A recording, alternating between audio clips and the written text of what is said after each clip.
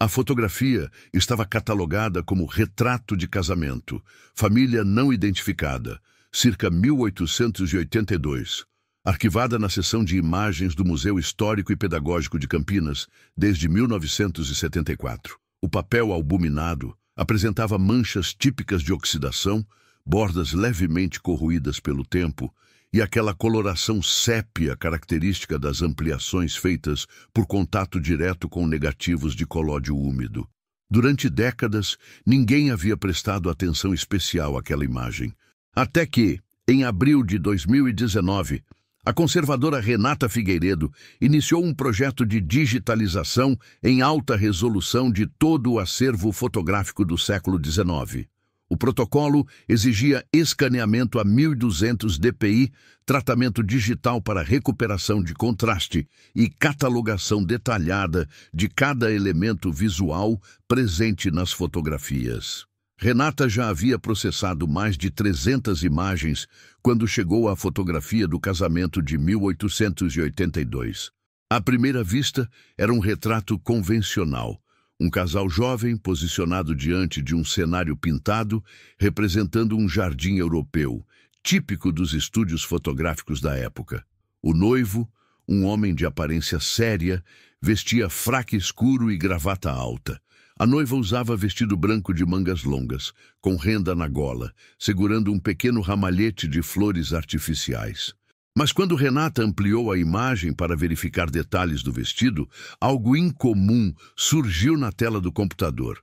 No ombro esquerdo da noiva, parcialmente coberto pela manga do vestido, havia uma marca escura. Não era sujeira no negativo, não era dano químico. Era algo na própria pele da mulher, uma marca de formato irregular, com bordas precisas, como se tivesse sido feita intencionalmente. Renata aumentou ainda mais a ampliação. A marca parecia ter sido queimada ou cauterizada. Tinha aproximadamente 3 centímetros de diâmetro e sua forma, embora desgastada pelo tempo da imagem, sugeria algo deliberado. Ela imprimiu a ampliação e levou ao diretor do museu, Dr. Oswaldo Martins, historiador especializado em história social do Brasil Imperial. "Isso aqui não é acidental", disse Renata, apontando para a marca. "Parece uma queimadura antiga, mas tem formato organizado." Doutor. Oswaldo ajustou os óculos e observou com atenção. Pegou uma lupa de aumento e examinou a área por quase 5 minutos em silêncio. "Você sabe o que isso pode ser?" perguntou finalmente, sem tirar os olhos da imagem. Renata hesitou. "Uma marca de castigo?" sugeriu, com cautela. Dr. Oswaldo respirou fundo. "Talvez, mas não qualquer castigo." Ele apontou para a posição exata da marca. "Veja onde está. Ombro esquerdo, parcialmente coberto. Não era para ser visto, mas também não era para ser completamente escondido." Ele voltou à fotografia original, observando agora o rosto da noiva. A expressão era neutra, como era comum nos retratos longos da época devido ao tempo de exposição. Mas havia algo na rigidez do corpo, na forma como os ombros estavam levemente curvados para a frente, como se ela quisesse esconder algo. "Precisamos descobrir quem são essas pessoas", disse Dr. Oswaldo. "E precisamos entender o que essa marca significa." Renata olhou novamente para a imagem ampliada na tela. A marca no ombro da noiva parecia um segredo que alguém havia tentado apagar, mas que o tempo, a química fotográfica e a luz refletida em 1882 haviam preservado para sempre. Para compreender o que aquela marca significava, era necessário reconstruir o mundo em que aquela fotografia havia sido produzida. Em 1882, Campinas era uma das cidades mais ricas da província de São Paulo.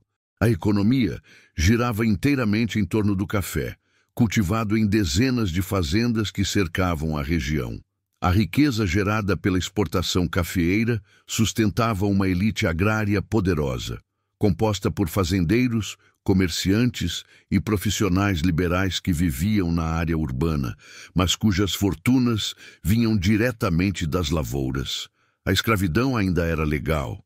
Embora a lei do ventre livre tivesse sido promulgada em 1871, libertando os filhos de mulheres escravizadas, nascidos a partir daquela data, a estrutura escravocrata continuava intacta. Em Campinas, havia cerca de 13.000 pessoas escravizadas em 1882, quase metade da população total da cidade. A hierarquia social era rígida e brutalmente definida. No topo estavam os grandes fazendeiros e suas famílias.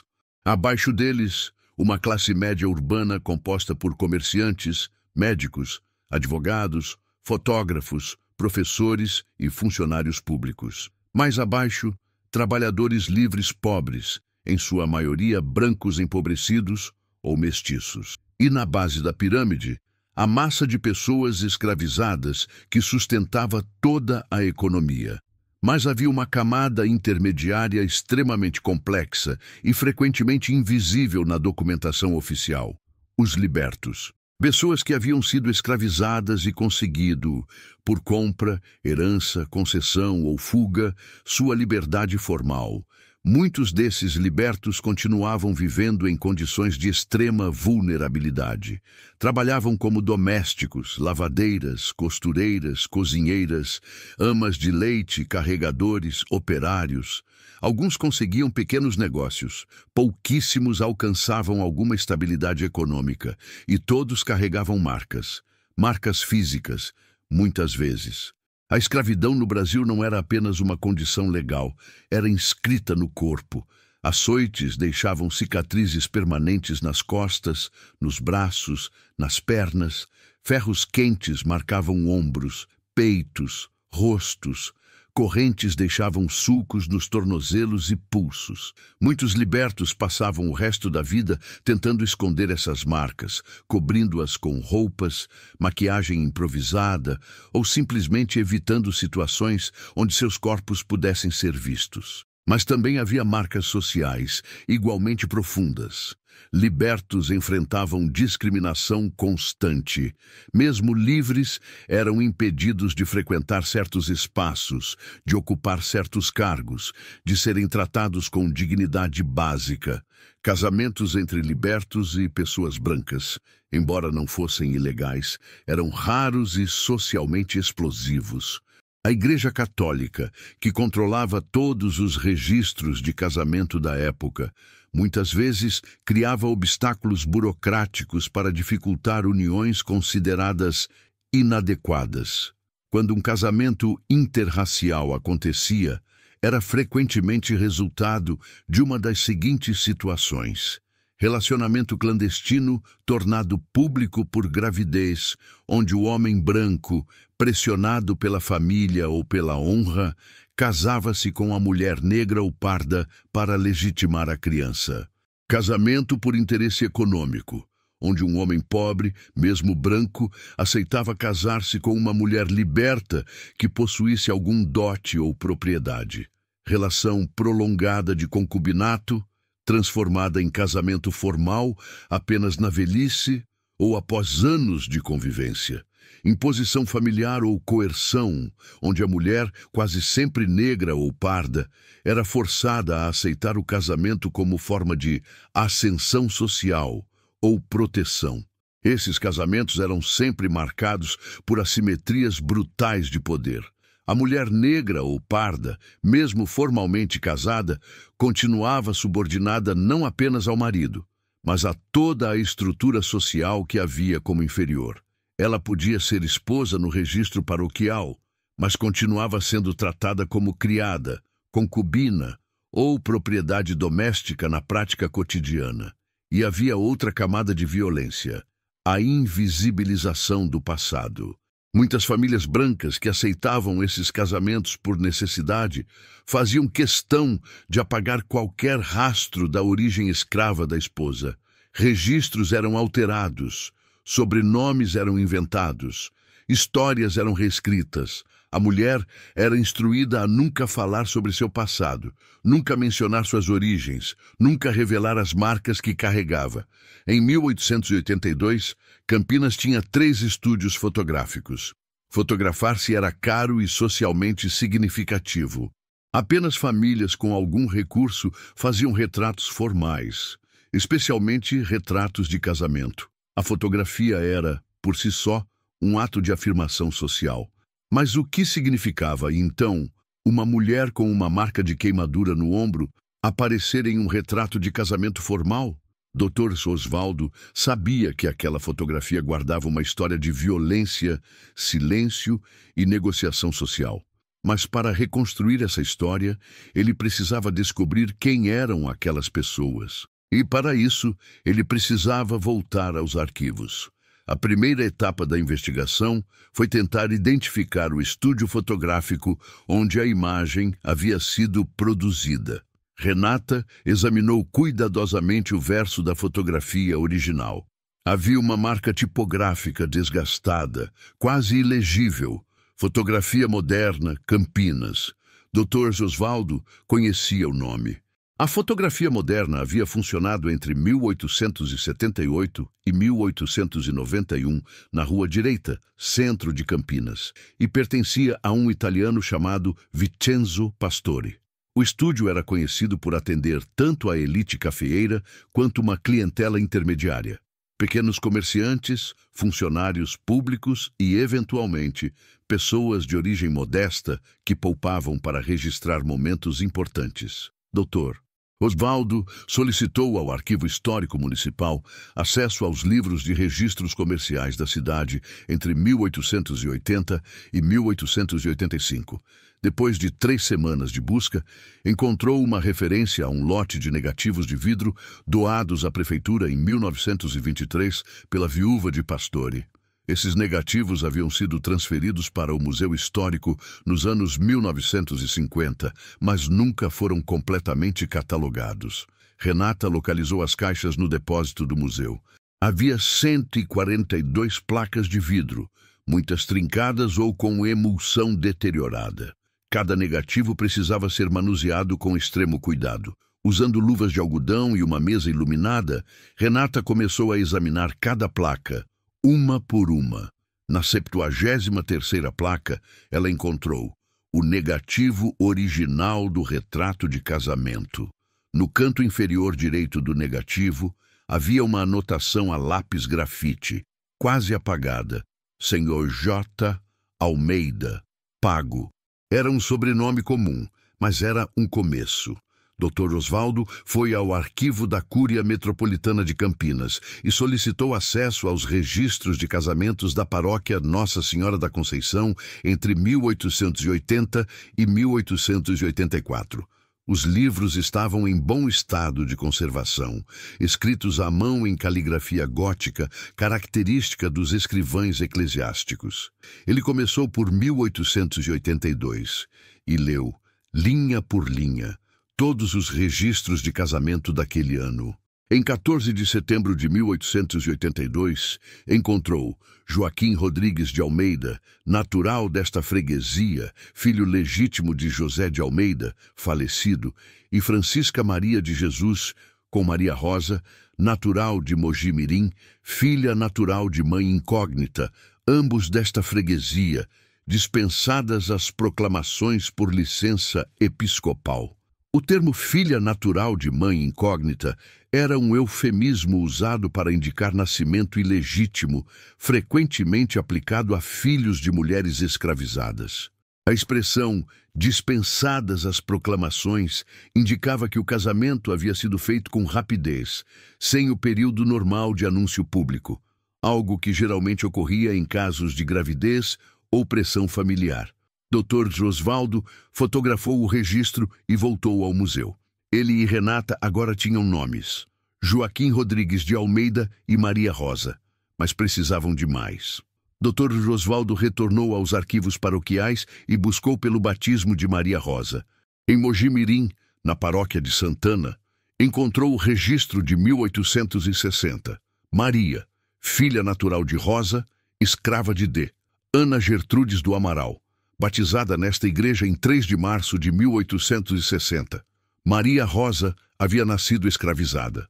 Dr. Osvaldo buscou então por registros de alforria. No cartório de notas de Mogi-mirim, após 2 dias de busca, Encontrou a carta de alforria de Maria Rosa, datada de 12 de janeiro de 1878. D.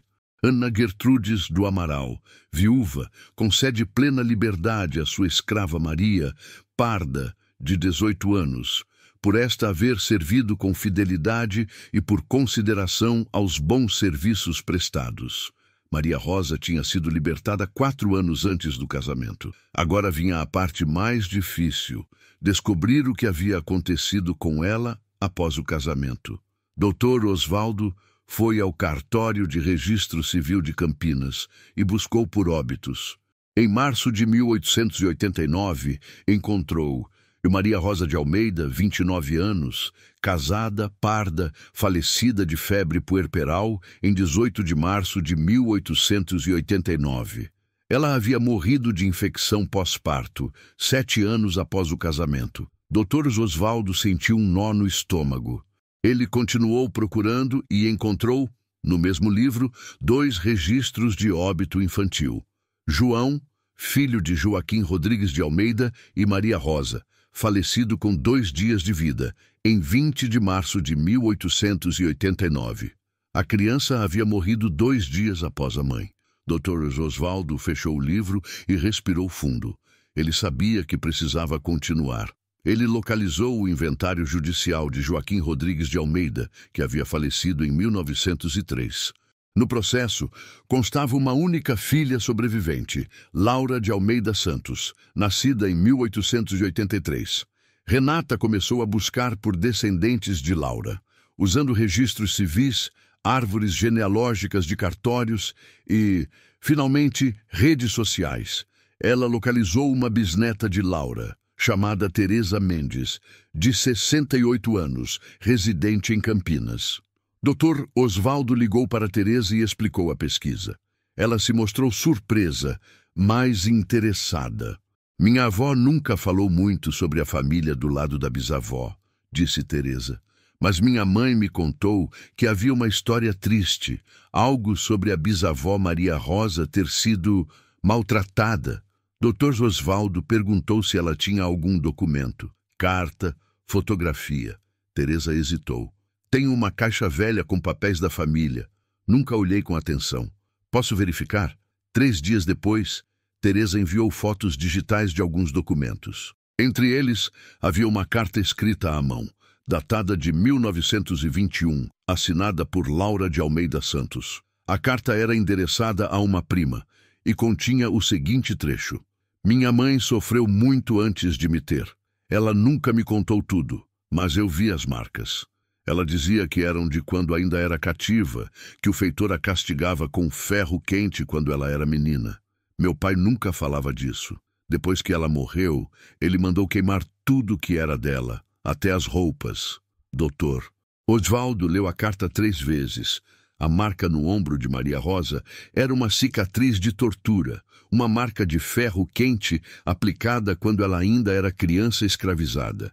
E aquela marca estava visível, ainda que parcialmente, no retrato de casamento de 1882. A carta de Laura confirmava a origem da marca, mas Dr. Osvaldo sentia que ainda faltava algo. Ele precisava entender por que aquela marca estava visível na fotografia. Porque, em um momento tão formal e público, a cicatriz não havia sido completamente escondida. Ele voltou ao Museu Histórico e pediu a Renata que verificasse se havia mais documentos relacionados ao estúdio Fotografia Moderna. Renata encontrou, em uma caixa de documentação não catalogada, um caderno encadernado em couro, com páginas amareladas. Era o livro de registros do fotógrafo Vincenzo Pastore, onde ele anotava informações sobre os clientes, valores cobrados e observações técnicas. Ela folheou até setembro de 1882 e encontrou a seguinte entrada, escrita em italiano, que Dr. Osvaldo traduziu com a ajuda de um colega da universidade. 14 setembro 1882. Ritratto matrimoniale. Signor Joaquim Almeida. Esposa. Il cliente ha chiesto di coprire una cicatrice sulla spalla sinistra della donna con il tessuto del vestito. Ho provato, ma la luce laterale ha rivelato comunque la marca. La donna era rigida, nervosa. Il marito insisteva per finire rapidamente. Ho fatto 3 esposizioni, la migliore è la terza, ma la marca è ancora visibile. Il cliente ha pagato e ha portato via la stampa senza commenti. Tradução. 14 de setembro de 1882. Retrato matrimonial. Senhor Joaquim Almeida e esposa. O cliente pediu para cobrir uma cicatriz no ombro esquerdo da mulher com o tecido do vestido. Tentei, mas a luz lateral revelou a marca de qualquer forma. A mulher estava rígida, nervosa. O marido insistia para terminar rapidamente. Fiz 3 exposições. A melhor é a terceira, mas a marca ainda está visível. O cliente pagou e levou a impressão sem comentários. Dr. Osvaldo releu a anotação lentamente. O fotógrafo havia tentado esconder a marca. Joaquim havia pedido, mas a luz, a química, a própria estrutura da fotografia haviam traído a tentativa de apagamento. Maria Rosa estava ali, naquele retrato, formalmente casada, vestida de branco, segurando flores, mas carregando no corpo a prova física de sua origem escravizada. E Joaquim, ao lado dela, havia tentado esconder essa verdade. Dr. Josvaldo voltou aos registros paroquiais e fez uma última verificação. Ele descobriu que Joaquim Rodrigues de Almeida era filho de um pequeno comerciante falido. A família havia perdido patrimônio e ele trabalhava como caixeiro viajante. O casamento com Maria Rosa não havia sido uma união de amor ou escolha. Havia sido, muito provavelmente, uma solução para uma gravidez indesejada. A filha Laura havia nascido em fevereiro de 1883, apenas 5 meses após o casamento registrado em setembro de 1882. A cronologia era clara. Maria Rosa estava grávida quando casou. Dr. Josvaldo cruzou todos os dados. Maria Rosa, nascida escravizada, libertada aos 18 anos. Joaquim, homem branco empobrecido, sem perspectivas, gravidez, casamento apressado, com dispensa de proclamações. Tentativa de esconder a marca no retrato. Morte de Maria Rosa aos 29 anos, no parto do segundo filho. Silêncio total sobre sua história após a morte. Ele escreveu um relatório técnico de 47 páginas, documentando toda a investigação. O relatório foi publicado na Revista Acadêmica Histórica, Revista de Estudos Paulistas, e posteriormente apresentado em um seminário sobre história social da escravidão. Mas foi Renata quem sugeriu o passo final. Precisamos fazer uma exposição, disse ela. As pessoas precisam ver essa fotografia. Precisam saber quem era Maria Rosa. Dr. Osvaldo concordou. A exposição, Marcas Visíveis, Escravidão, Liberdade e Memória em Campinas, foi inaugurada no Museu Histórico em agosto de 2020. A fotografia de Maria Rosa e Joaquim foi ampliada e exibida na entrada, acompanhada de uma linha do tempo detalhada reconstruindo sua vida. Ao lado da imagem foram expostos a carta de alforria de Maria Rosa, o registro de casamento, o trecho da carta de Laura, a anotação do fotógrafo Vincenzo Pastore, documentos explicando o contexto histórico da escravidão e da liberdade em Campinas. A exposição atraiu mais de 3.000 visitantes nos primeiros 2 meses. Muitas pessoas pararam diante da fotografia ampliada e ficaram em silêncio, observando a marca no ombro de Maria Rosa. Alguns choraram, outros tiraram fotos. Vários deixaram comentários no livro de visitas. Um dos comentários dizia: "Eu sempre soube que minha família tinha segredos. Minha avó nunca quis falar sobre os antepassados. Agora eu entendo por quê. Obrigada por mostrar essa história." Teresa Mendes, a bisneta de Laura, visitou a exposição acompanhada de seus filhos e netos.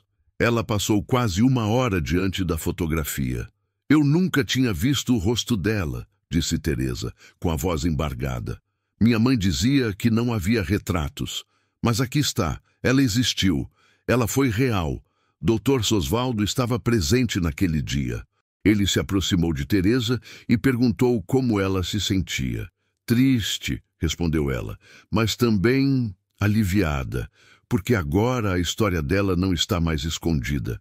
Meses depois, a pesquisa de Dr. Osvaldo inspirou outros historiadores a investigar fotografias do século XIX em busca de sinais de violência escravocrata.